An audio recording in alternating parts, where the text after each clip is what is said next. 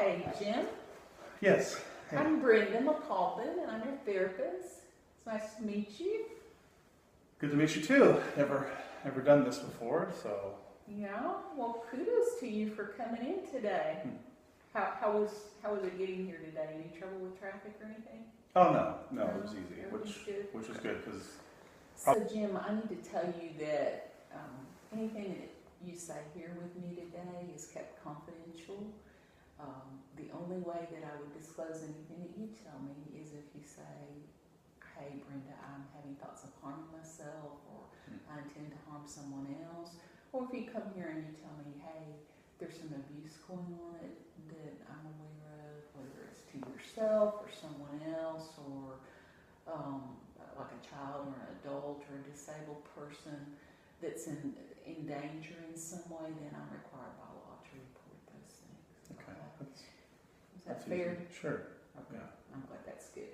And the other thing I wanted to let you know, in checking out your resources, I know you came here through an employee assistance program, and you have like 4 sessions that they give you. Right.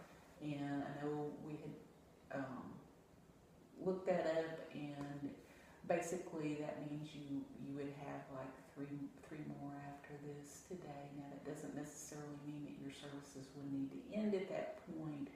If indeed you decided that you wanted to continue on your being able to take care of that yourself, you would certainly be able to.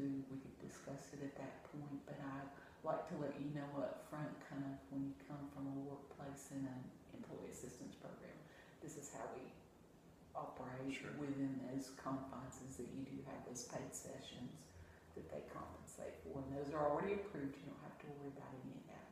Okay? So for the 4, I can come. For the 4, you can come, and then if we can kind of see how things go and kind of make a plan for follow-up.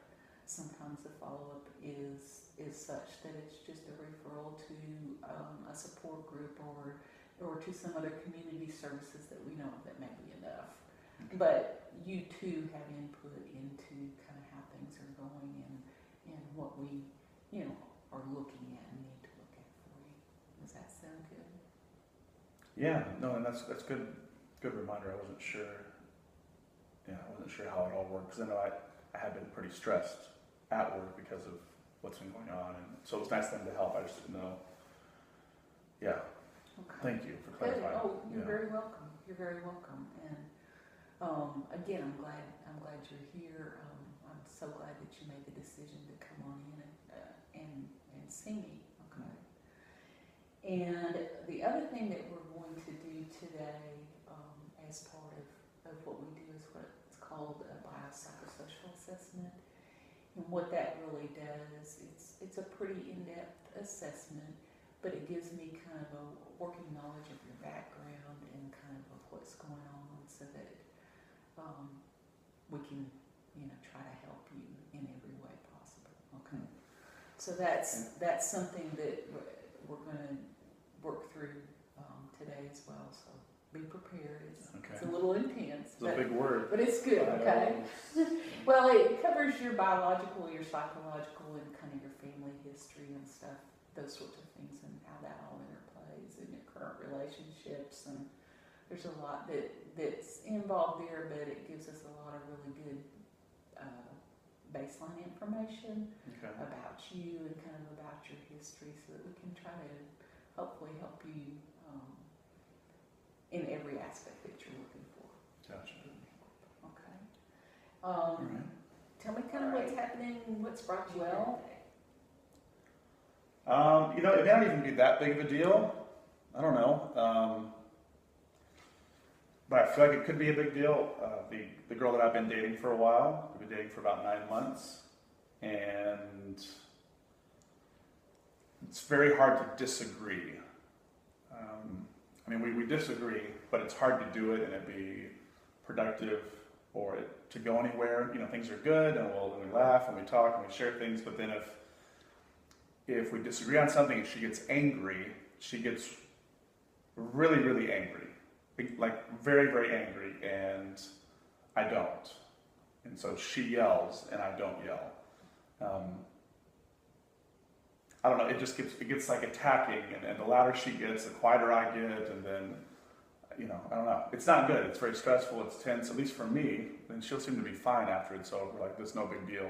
Like, we can just kind of go back to what we were doing. But I can't. When I'm yelled at, I can't just pretend like everything's fine. So it's not good, but she acts like everything's good afterwards. No big deal. Let's just go back to how we were. And so it feels, I don't know, it just feels, I don't want to sound dramatic. It feels like she kind of bullies me until I just kind of shut down and kind of like shrink, and then everything's good, and then we can move on. Okay. I don't know. I'm going to kind of go back and kind of clarify what I'm hearing you say. Mm-hmm. So you've been in this relationship for 9 months now, and this girl is basically not able to, you're not communicating well with one another. In other words, you're telling me that when you try to have a conversation with her, it just really doesn't happen well, and she becomes angry and agitated, in her way of confronting that, rather than communicating openly, is just to kind of attack you, and then you kind of pull in. Is that what I'm hearing you say? Yeah, and sometimes it is feel attacking, like pointing out certain things and really driving them home about me and getting loud, and then other parts just an explosive anger and I'm not matching it. It's not like we're both rising. She's just going and going, and almost like the quieter I get and the more calm I get, the louder it gets and the more explosive. So eventually I just shut down. I won't even say anything, and then once she's finished, kind of just exploding, then she's fine, and then everything's good, and she just acts like, but I still am. I can see, that you would still be kind of in inner turmoil over that, Oh, hurt by it, and it's kind of, it sounds like really, really tough for you to handle, that you process it more internally. Is that kind of what you're saying, in a way? Definitely process it more internally, but I probably don't really work through it anyway. It just makes the next time we are together, if I haven't been able just to forget about that, I'm just going to be more reserved than I was the previous time. And so then it feels like things are dictated without my opinion. And it's hard for me to give my opinion because there's that block. Well, last time you exploded at me, so why do I want to even say anything? And so it's just gotten to be very kind of one-sided relationship, and it feels kind of like, and I don't know if she's aware of it, but it feels like she just kind of bullies me. She knows she's in charge of it. If she gets mad, I'm just going to shrink, and then every time she gets mad, I just shrink back more. Yeah, I don't know. Have you ever had a relationship like this, with this kind of a dynamic where it feels awkward, where you're in a bullying setting where it feels like that you have been kind of, in a way, I don't want to say quite victimized, but actually attacked? Is this something that's ever happened to you before, or is this the first time that this has ever been a scenario in your life?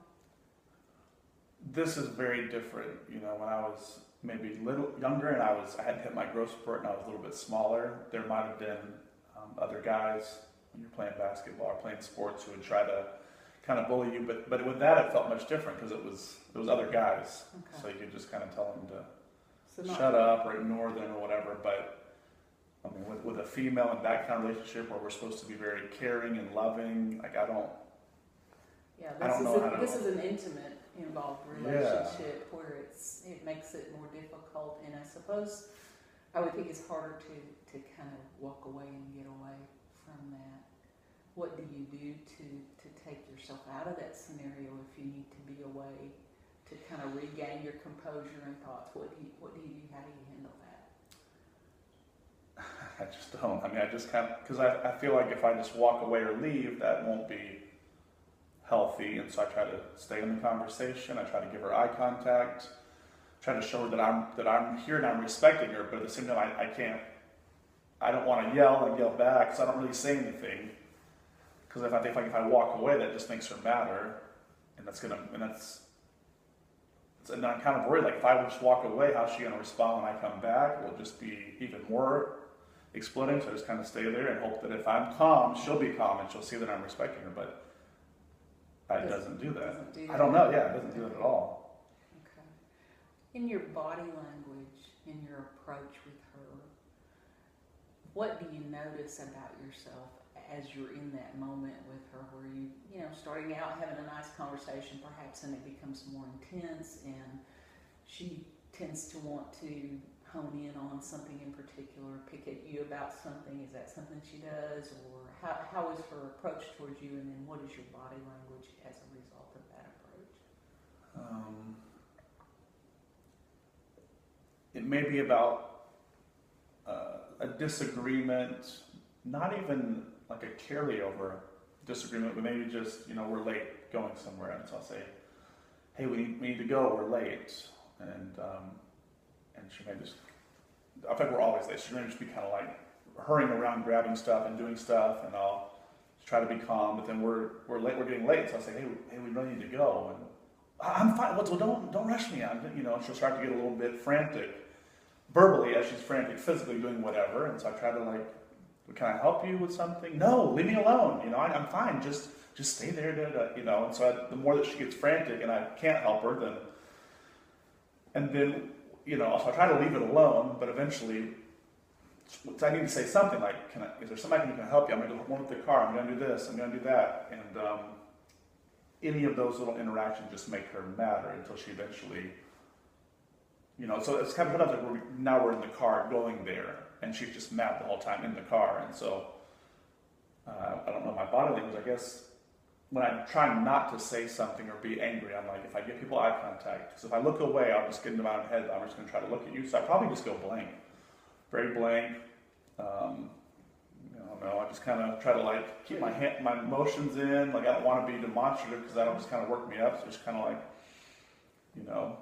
So your hands are tense, perhaps? Are you gripping the wheel? Well, usually it's her driving too. Okay. So that's really even hard. Like we gotta go, but you're the one driving. We can't leave, and then she's angry. So So you're kind of in a position of total vulnerability, based on the dictates of what feels that way sometimes. What she's got going on, whatever that is. She's kind of guiding that process at that point. Right, and if I felt like we were on a more equal ground, that I could say, hey, we need to change this or adjust this, or hey, come on, like, well, how can I help you? And it was like even back and forth, and it wouldn't feel as dictated, as controlled, but it just feels like if I want to keep her happy and keep the peace, just when she blows up in those situations, I just got to stay real calm and try to like control my body and like just listen and hope that it'll calm her down, but it doesn't. When you get calm and quiet, are you able to be reflective after those scenarios and kind of determine what went wrong? Are you able to think and process where your feelings were, and are you there yet? No, I just don't want to. I mean, Okay. it just bothers me. It just eats shut at down me. and let it just kind of eats away at Yeah. you, And then if she goes back to kind of just, tears you apart, and you just kind of, do you anticipate maybe what's going to happen the next time?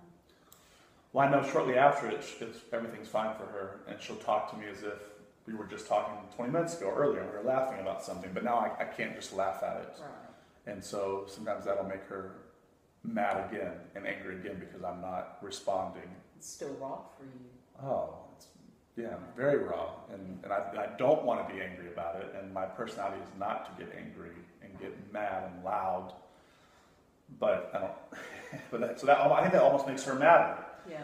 But then also it makes it easy for her, I think, to have those blow-ups because she knows I'm not going to respond. Right. So I don't know how to respond. That's my girlfriend. Like I have to I can't be angry. Like, I don't know. It's just weird. What I think I would like for you to consider doing is when you have those moments where you're just feeling really vulnerable, to kind of pay attention to what you're feeling at that point in time. In other words, watch your body. Try to think about how those emotions are impacting you, how you're feeling, what your reactions are. Mm-hmm.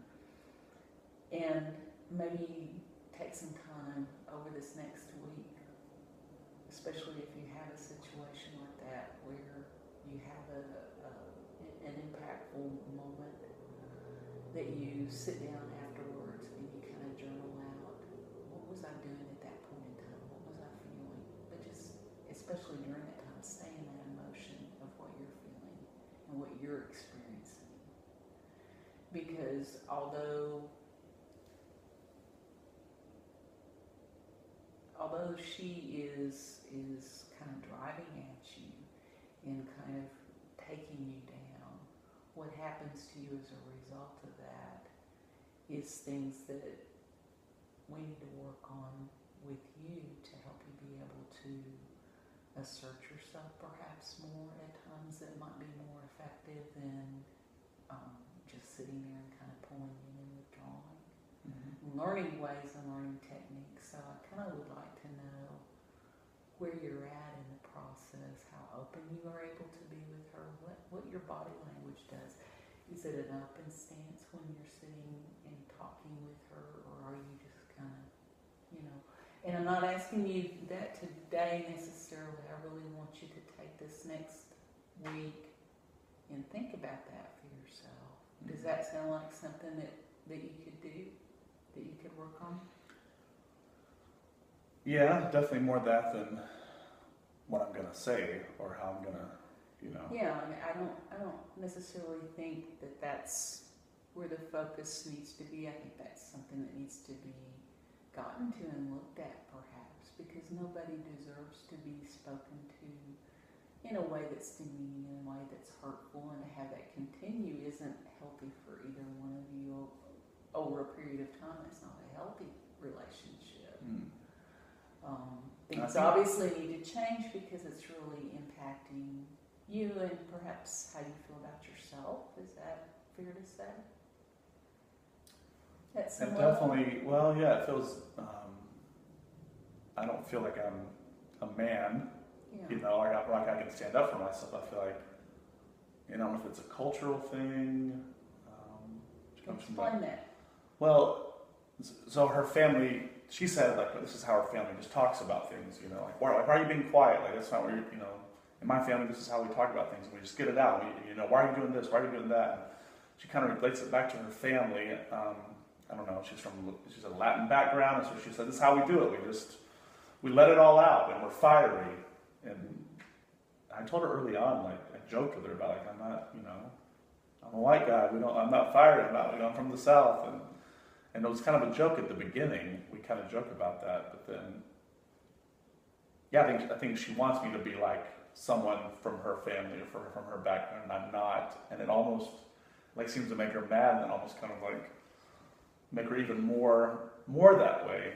Mm-hmm. So yeah, I can definitely. I mean, I'm not hoping she gets angry this week, but being more aware of kind of how I'm reacting in my body language and not, how I'm feeling. I think that's more where I'm headed with that. It's not necessarily that it has to. I would hope that it doesn't get to the level of anger. Right. But if there's a situation where you start feeling a reaction, an internal reaction, just sitting in that feeling and noticing that, and noticing what happens to you in that moment, how your body reacts, what your thoughts are, and just kind of taking the time to write those down over this week so that we can kind of, when we meet again, look at how that impacts you, and what your response is, and what your physiological response is, what your psychological response is, and how you're coping with that. So just kind of just journal that and bring it. Journal that. So we've gotten kind of a goal for you to work on for our next session. Mm-hmm. But let's go ahead and start with the psychosocial and kind of work through that, and then we can talk some more about our plans for our next session. Okay. And finish up. Okay. Let's see. Today is November the 6th.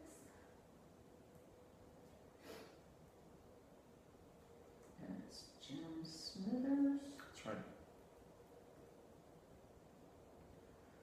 And what's your date of birth, Jim? 10/3/90.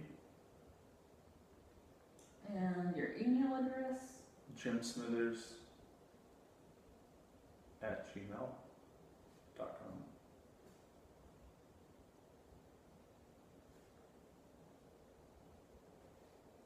And English is your first language, correct? Yeah. Probably better if I'm in Spanish, but And you do not need an interpreter. You kind of described to me what brought you here today. How this has been basically from what you said the last 9 months, because that's how long you've been dating, or has it been a shorter period of time that you really noticed this issue? the first,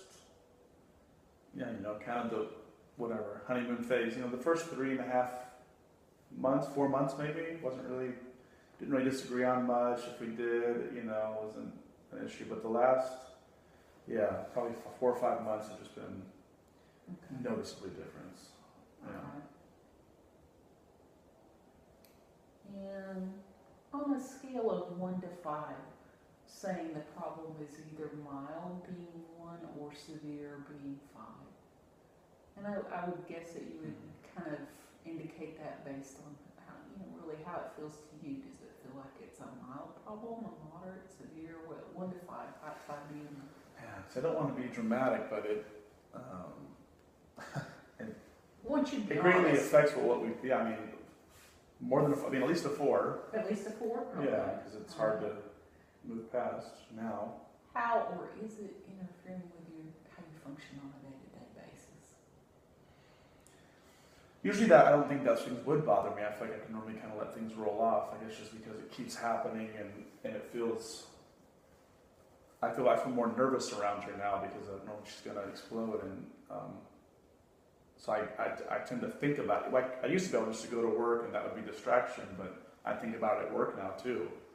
Kind of like anticipating when I'm about to go home, like if I'm going to see her tonight, and kind of makes me,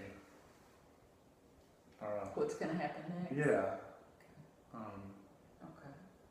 So day-to-day functioning, then you're just kind of worried about it a lot, and it stays on your mind? It does a lot because then I don't know if I need to get out of this relationship or. Has that part been discussed at all? No, because I definitely don't see her taking that well either. Okay. And I know we've kind of discussed what's been going on and what brought you here, but what role do you see me having in being able to help you, or do you have any idea of what that might look like? Well, I think just talking to someone in general would be good. So I don't want to talk to her friends. Mm-hmm. I don't want to talk to my friends who know her. I don't want to make her look bad, or so being able to talk to someone and get someone's perspective who deals with these things, like who's a professional. Because I think I've been trying things to like be calm when I deal with her, and like so that she'll see that and she'll respect me and she won't try to just bulldoze through.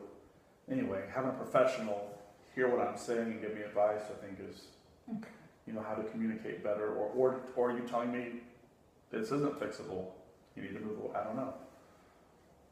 Okay. So you're just looking for someone to kind of guide you, talk to you, and provide you with better understanding of kind of how to cope with all this. Is that Definitely, because I don't have a clue. I feel like I've tried a lot of things, and nothing's really working.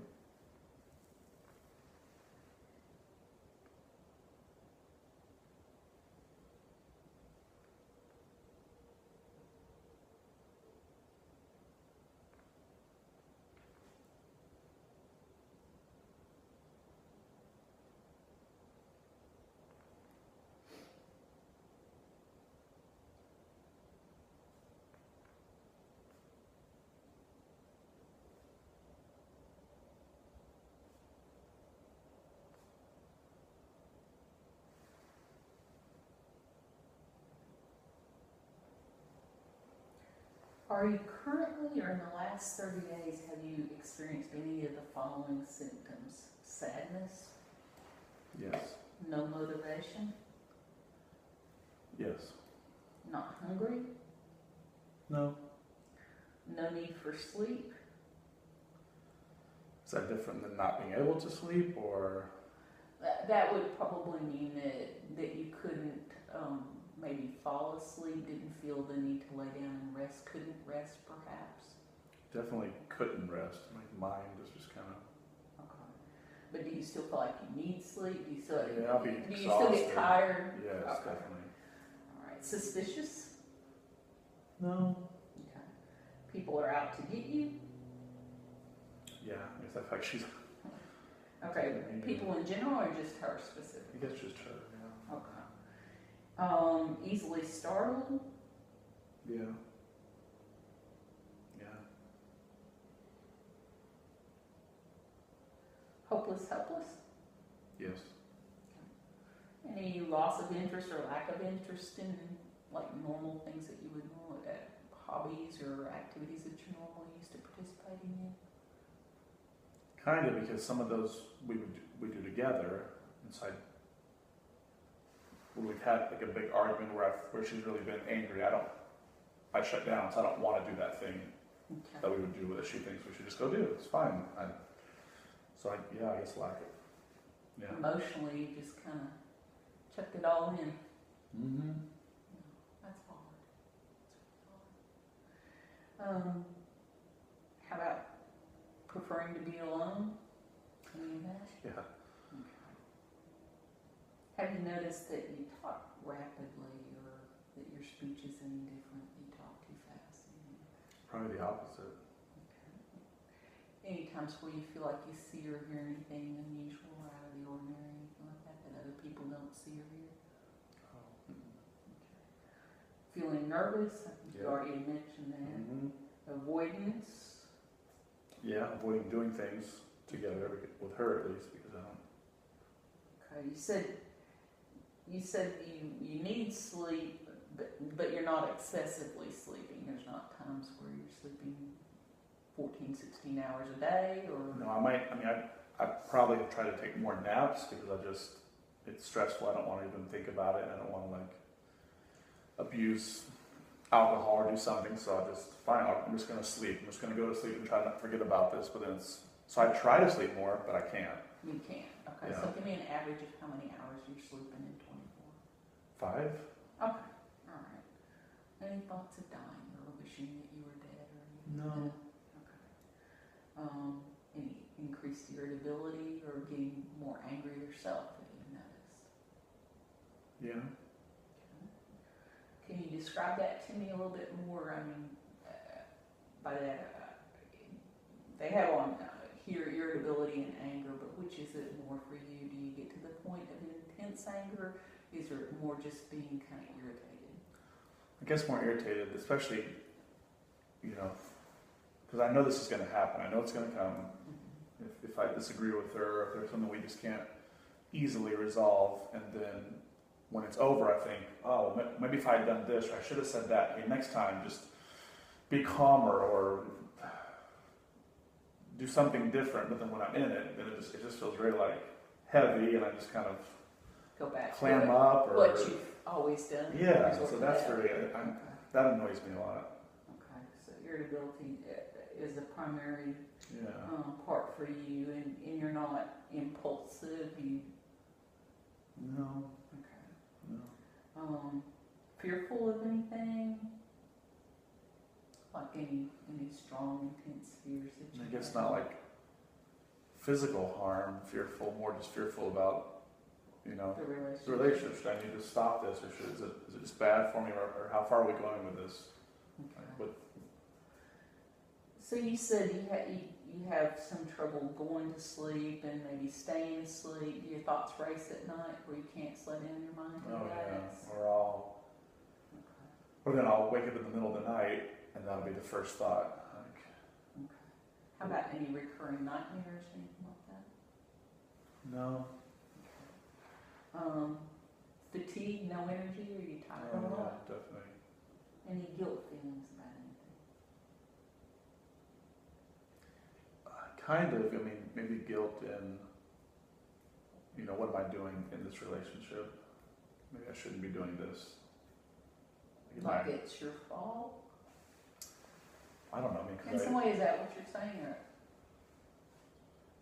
maybe, I mean, because I'm a grown man, like I'm not like a child, so I should be able to change these things. And so if I can't help change the way I'm being treated, you know, if I can't stand up for myself, then who am I? Like, what am I if I can't make things different? Kind of guilt. Yeah, a little bit of like guilt. So you blame yourself for what happens? I don't know. It's hard to figure out. I mean, I don't want to put all the blame on her, but I feel like it is all her. But I know like can't be all one person, but it feels that way. Mm-hmm. I know I have to have some role in it. I don't want to avoid responsibility, so. But then I've tried many ways to approach her differently, and nothing changes. I don't know. It's a weird.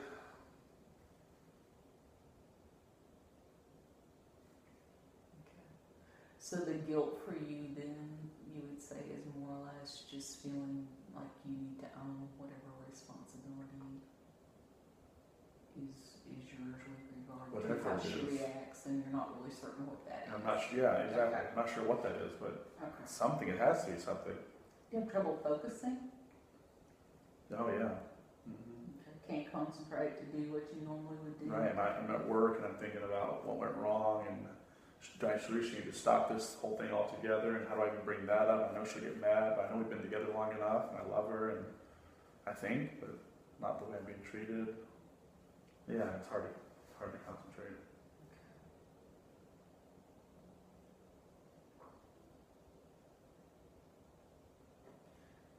Any panic attacks? I don't think so. No, not. I mean, I get stressed, but I wouldn't call it a panic attack. I don't know. What does that even? What would that normally look like? A panic attack? I don't think I've had that. I think you would probably really know if you did. Most people are extremely anxious and overwhelmed, and breathing patterns may change. How they some people have flushes when they panic. Some people just can't stand to hardly be around anything or anyone during that time. It's just a really intense, overwhelming. I don't think I'm there, but I think I'm close. I think, yeah. Okay. Don't feel like you have any special powers or anything like that, right? I wish I did. Okay. Any problems with your memory, any forgetfulness or anything like that? Is your memory poor at this time? Not yet. I mean, I'm thinking of things all the time, but I feel like I'm still handling what I need to handle. Okay. Feeling worthless? Yeah. And you said you had fatigue. Are there times when you have too much energy, or is that not applicable? I don't know if I'd say too much energy, but when I did get away for a weekend just to go visit some of my friends, just a bunch of college friends, it was rejuvenating. It almost felt like too much energy because it was so different in the last few months. Some reprieve? Oh yeah, yeah. Okay. It felt fun and alive, and Yeah. So that sounds like probably one of the best times that you've had in a while. oh yeah, probably 5 months. Okay. Yeah. Glad you were able to have that. Me too. Any problems with restlessness, not being able to sit still, being fidgety, that kind of thing? Yeah. Especially if I know like something, I can just feel it coming on. Like, oh, we're about to have a bad interaction. I can just see her getting angry. And you ever feel like you're followed or watched, or like somebody's trying to get you, anything like that? No. Okay. Any fear of crowds? Not able to be in crowds? No. And have you ever received mental health service in the past? Never have. Okay.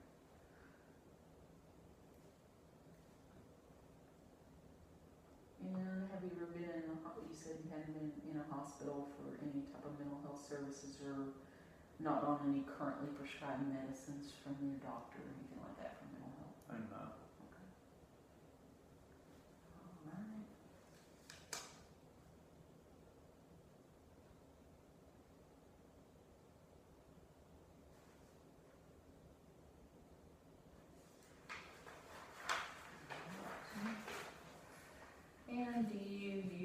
any tobacco at all? No.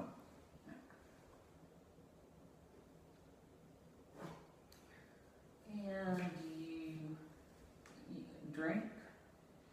No, I've wanted to, Okay. but I haven't yet. No, I don't drink. Don't drink at all, don't use any drugs? Mm-mm. Would you or anyone you know say you had any problems with any other addictions like gambling or pornography or shopping, or you a shopaholic or anything like that? Not enough money to do that. I mean, I have looked at pornography a lot over the last few months. Not always just because of bad interactions, but there's just so much disconnection. I don't think she thinks we're as disconnected as we are, but I feel that way. And yeah, it just gets so frustrating. I don't want to lash out at her, and it's definitely probably something that I've used. And that's a little bit of the guilt too, like knowing I'm not handling this well, but I don't know what to do. So when you say a little bit more than usual, I mean, are we talking about something you do on a daily basis, or how frequently are you? There've been times, when we first started dating, it wasn't even an issue at all. I mean, but probably the last 4 or 5 months, I mean, and we'll go through a few days where things seem pretty good and fine, and it's not that stressful, and I feel like, wow, we're getting somewhere good, and then. So are those times where maybe sexual intimacy is increased, or is the pornography in any way based on, abstinence of that type of intimacy? Really, we don't even have to be sexually intimate if things are just good, if we're just able to share things and laugh and converse and work out things, I feel great with that. Yeah, I mean, we don't need. It's not like her withholding something physically when she's angry, and that drives me to crave physical. Physical more is just like pornography, just more frustration in general with the situation. When things are good between us, we may not even be sexually intimate, and I don't care. That's fine. Mm-hmm. Just our relationship is good and fluid, but when it's not, and when it feels so disconnected and angry, and I guess it's kind of a rebellion to use it. Mm-hmm. Have you ever been to a self-help group, like for pornography or any type of a self-help group? No. And describe your family to me, in other words, who is your family? You have parents that are still living, or? Mm-hmm. My mom and dad are still alive, and then I have 3 sisters, and they're all living.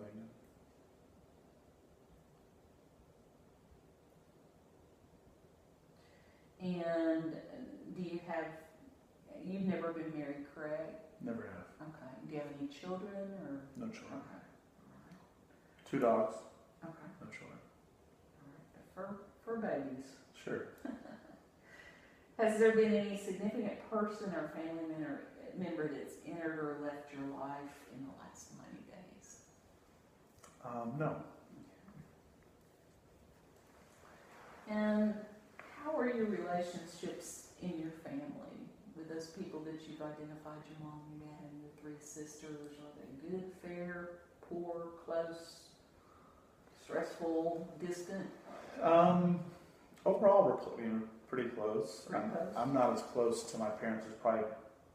My sisters are closer to them in that they're more, I don't know what the term, you know the term better, maybe enmeshed, Mm-hmm. where there's a lot more like drama at times with my sister and my parents, because they're closer, they share stuff, but they also, there's more tension there at times, and my sisters are acting a certain way, or me and my parents would just always get along. I probably don't share as much with them as my sisters do, but our relationship is much more easygoing with my parents. And my sisters, I'm closer to my younger sister.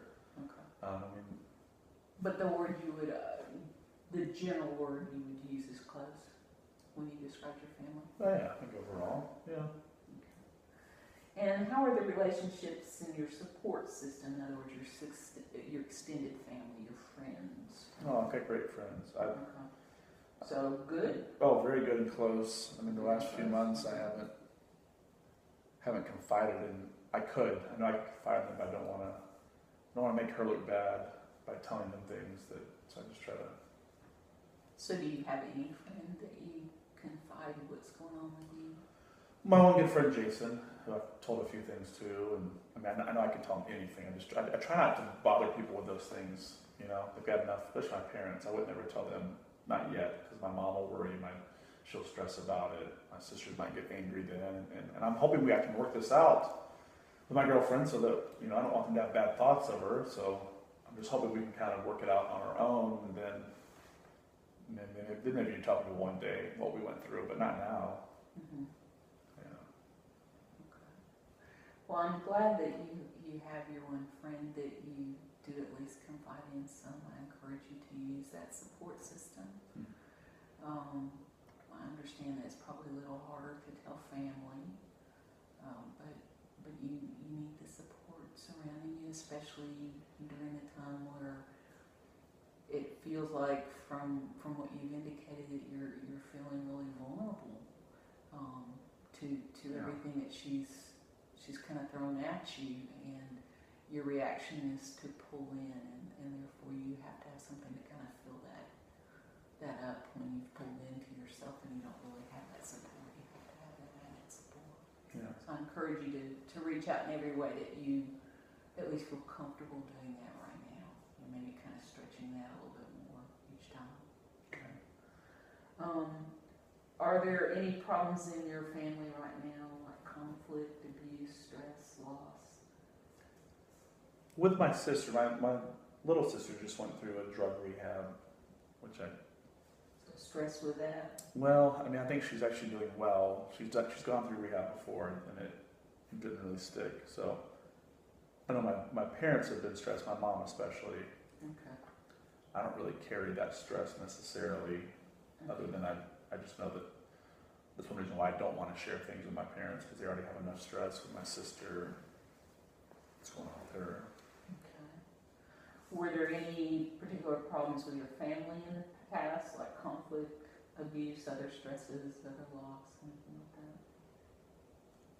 that? Not necessarily. When we were little, my parents got separated, and my dad had an affair, and they stayed together though. So it all makes it tricky, you know, to like pull the plug on this relationship or keep pushing through, because I know my parents have issues and they stayed together, and I think that was better for us. I mean, so I don't want to just give up. To have a strong sense of feeling like you need to hang in there, no matter what the cost. Kind of, but man, it's just so draining. And you have to recognize your worth in all of this. What's this doing to you emotionally? What does it give you in return? Those are all things that we need to probably explore. You know, what are you getting? How is this building you? Can it potentially do that? Is this just a difference in cultures that you just, you know, come from different points of view and backgrounds, and therefore tweaking things a little bit so that you understood each other culturally would make a difference? And I don't get that sense from what you've described to me. Certainly there may be some factors that cause her to be more verbose, but it almost sounds as if it's carried beyond that point, because with your description of what you shared with me, you become that person who is just tightened up and tensing and almost, you know, Very much, yeah. in a really stressed out, uncomfortable position that none of us should have to feel. And that part is not healthy. So, you know, exploring what it is that you're getting from this, and what can be gotten from this, I think is something that you're really going to have to look at. You know, because you've described yourself, this isn't exactly how, it's not pleasant feeling the way you've been feeling. It's not pleasant having somebody in your face yelling pleasant. Feeling like you're walking on eggshells and wondering what's going to happen next. Mm-hmm. It's not pleasant. Even not having a good conversation and suddenly having that switch into something that's not so positive, and then having somebody get angry to the point that they are able to get over it quickly, but you are still held. I don't know how. You don't know how, and you're held with all that feeling inside and all that emotion, and that hurt and pain, which is real. Mm-hmm. You know, that's a real feeling. And so, you know, all those things have to be kind of processed to work through and decide what it is that Jim can do to help take care of Jim. You're valuable in all this, okay? You have a lot of value in all this, so we have to look at that. Are there problems in your support system right now? We certainly know there's stress with her. Any other particular problems that you know of? No, Okay. I wouldn't think so. And were there any other problems with your support system in the past? No, I really have great friends. My family's good. Definitely people there. It's just hard to want to, burden them with issues or something that I should be able to fix. Okay. Yeah. Is there any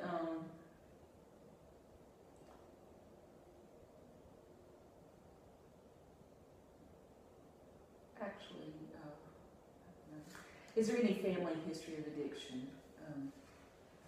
You mentioned you have pornography, but is there any family history of addiction? My dad, when he had an affair, he went through a time of drinking a lot. Okay. Because then when he was trying to come back, part of what made that difficult was he had been drinking, and so his dad was an alcoholic. And it's one reason why this isn't justified, but I don't want to use alcohol, because I just know there's a family history there, and so. So your paternal grandfather was an alcoholic? Mm-hmm. And then your sister has had issues with drugs, you mentioned too. Correct.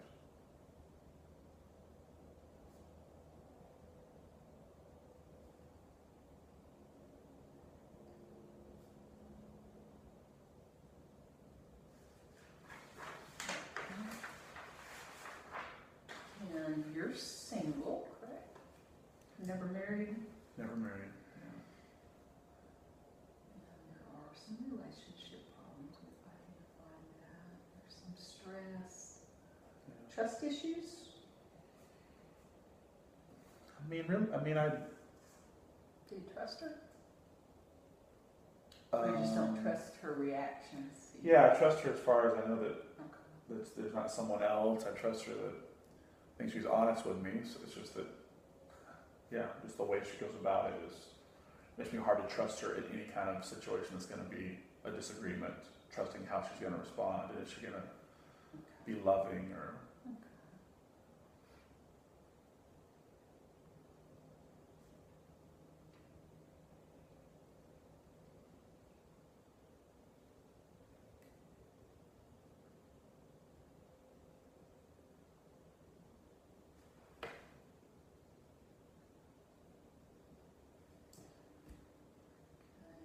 And you said Jason is your close friend? Mm-hmm. And do you have some other close friends, or is it just primarily person?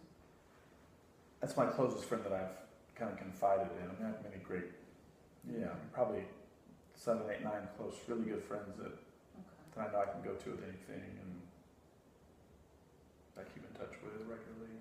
Okay. That's good. Yeah, I feel very fortunate. That's very, very, very good. Any problems with any of your friendships at this point? No, right now, not that I know of. Okay. Yeah. Okay. Feel very good about how things are. And neighbors, coworkers, how do you get along with everybody around you? Pretty good. I mean, definitely try to keep conflict low, and luckily, usually don't have that. I mean, like with my friend Jason, we can get upset with each other, kind of argue about things, but I know there's going to be some mutual respect. Even if we kind of got heated, that's not really heated. It kind of just Still love each other at the end of the yeah, day. because you're able to talk evenly. You know, like I know I can say something, he's going to listen, and then he can give it right back. I'm going to listen. That's what makes it so hard with my girlfriend because I just know she's just going to blow. Doesn't matter what I say. Like we can't go back and forth evenly. So with some of my friends, I know I can. Yeah. Okay. So what do you like to do for fun?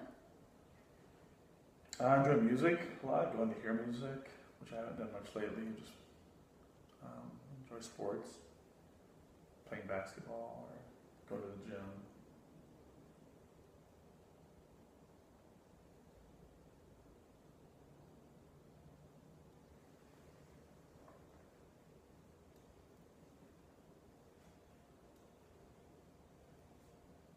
You mentioned you hadn't done going to hear music a lot lately. Is that because she's not going with you, or what's kind of kept you from that? You know, that's kind of how we met, was at a concert. So that was really fun at first to go hear music wherever it was.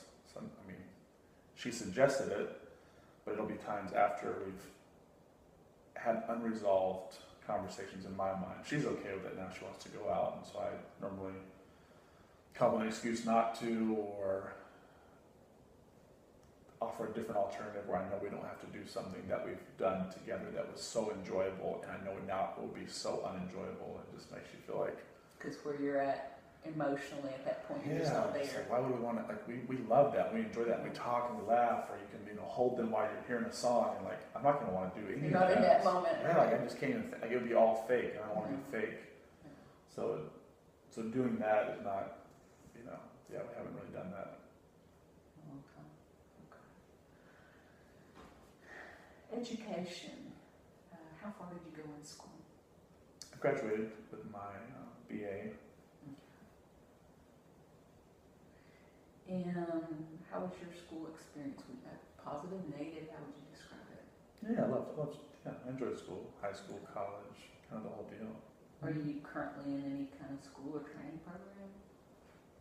No, not now. I've thought about maybe going back to get a master's, but I mean, definitely not now. I couldn't really focus on that. Right? Yeah.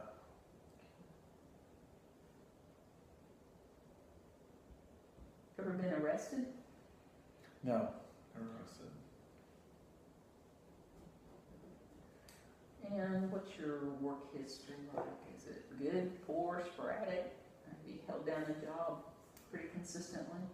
Yeah.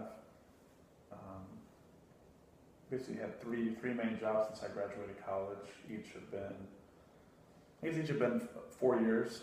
Actually, right around 4 years each one, and kind of moved from one to another because a new opportunity opened up. I would have enjoyed staying at the place I was at.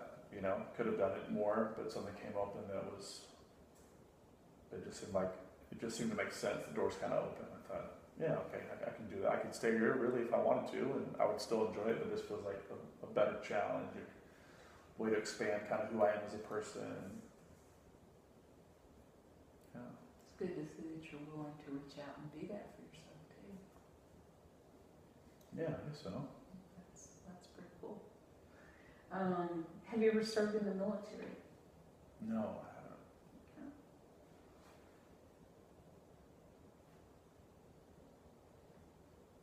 You're doing good. We're getting there. Good.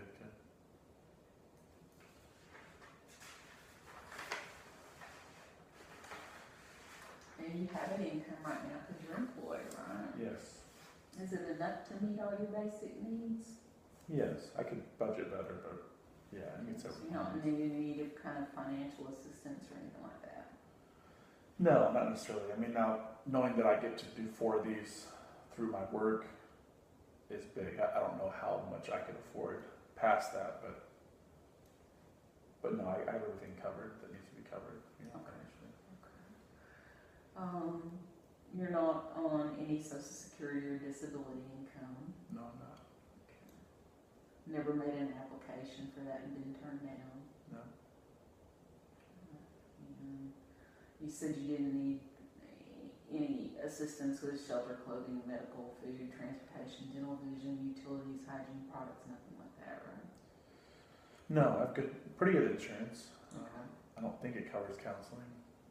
I think it's just through my work, but that's something I have to look into. I just hadn't even thought of going this route, Okay. honestly, so, Okay. yeah. No, I don't have any of those needs. Okay. And certainly we can explore what your policy is. If you've got a privacy policy, we can also look at that as well. That would be helpful, yeah. Are you currently homeless? No, thankfully I have a good house. And you've never been homeless? No. And you currently live here in Chattanooga? Correct. Okay. And you live by yourself? I do. Mm-hmm. With your 2 dogs? With my 2 dogs. And how well do you do at taking care of your physical self? I mean, you get kind of frustrated and down and everything's kind of miserable. Do you ever go periods of time where you don't take a shower? Oh, no. Don't take care of yourself in some way, hygiene-wise or something, just because you don't feel like it. You No, don't I feel. think I'm pretty good. No, I mean you don't feel like that you're Probably up to doing whatever just because maybe you don't have the energy or. No, I think I'm vain enough with physical needs. I'm still gonna, I enjoy going to the gym pretty regularly, and sometimes I won't go for several weeks because the motivation won't be there. And then other times where I've been real stressed because of relationship, I go 4 or 5 times a week. That's like the break to get my mind on something else. So no, I feel like overall, I don't like not eat or overeat or. Okay, so the eating's not changed? No. Okay, Not so you really. take care of what you eat, you take care of yourself pretty good then? Yeah, I think for the most part. Good, fair, poor, probably on the good side? Probably good, yeah.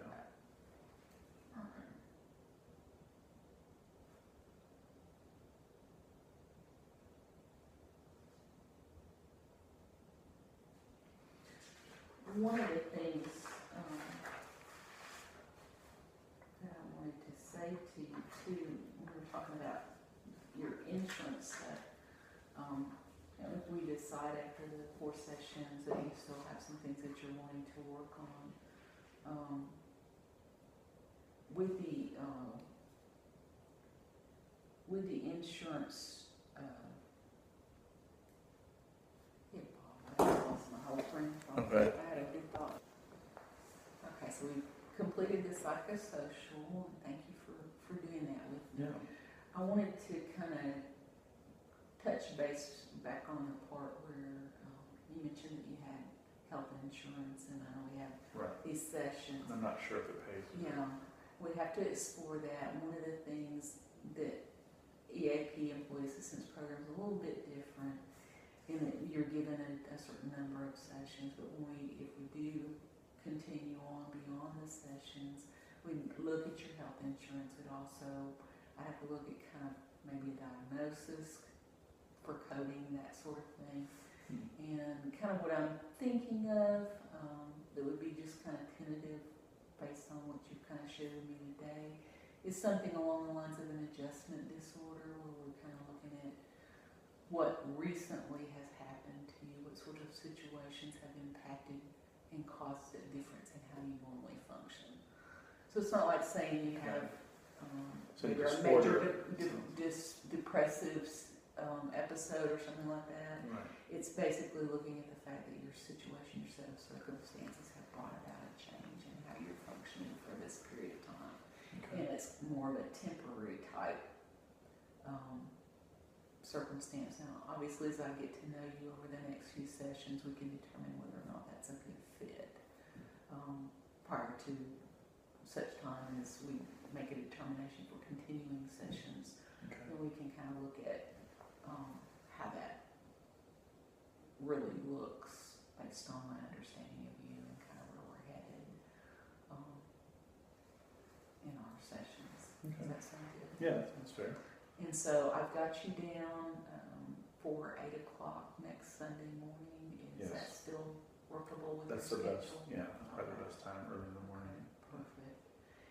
And I am so glad that you came today. I'm glad that you were able to open up about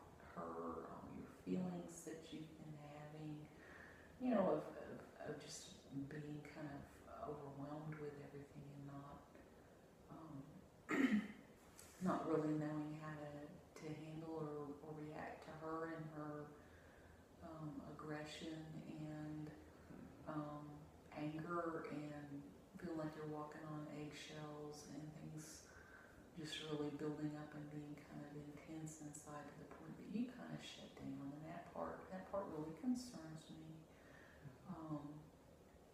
It's important that you not internalize what she's doing, and it's easy said, but it's important that you not internalize that it's not your fault.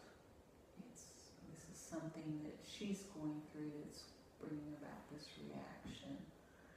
And so I'm excited that you're agreeable to our plan, to write down your goal, to write down your nonverbal reaction to things and how you hold things in and what that feels like physically and psychologically, that you agreed to write that down for our next session so we can kind of get an idea of what it, and two, it's an actual visual for you to see when this happens to me, this is what I do in response, this is how it really impacts me. So that's another reason to have you just kind of sit in that and really see how you feel and what happens to you and what you're. The other part is you've mentioned your friends and family. Want you to work at trying to reach out to them more in ways that you can, and that may mean things as simple as just saying, hey, I need to wait for an hour or two. I just need to hang out with a friend. Can we go for a walk? Can we go shoot some hoops? Taking those times away. You mentioned that the times that you got with your friends and were gone for a period of time. What kind of a rejuvenating experience that was. Especially when you're feeling those emotions and you're having to kind of sit in those and journal those. Find those other opposites that kind of build you up too. Right. Yeah, I didn't do that. Okay. And that's just a good long-term thing to engage yourself in, is spending time with those people that you know are consistently your support. Right. Okay. And I'm glad it says a lot about you as a person that you have those people and that you have that number of people in your life.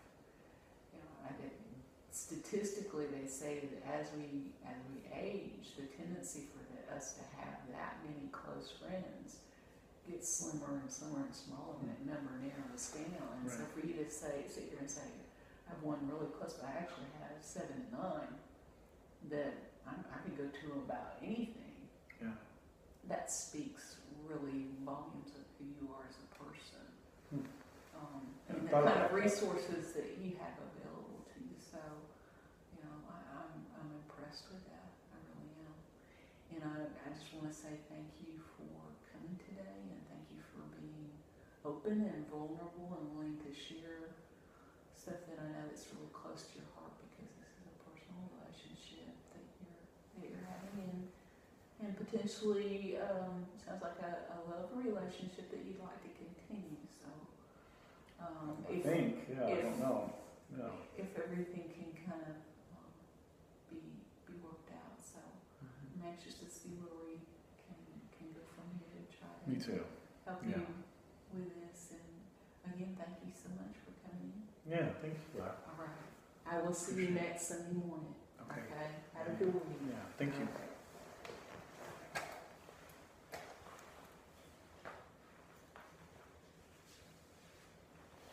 Scene.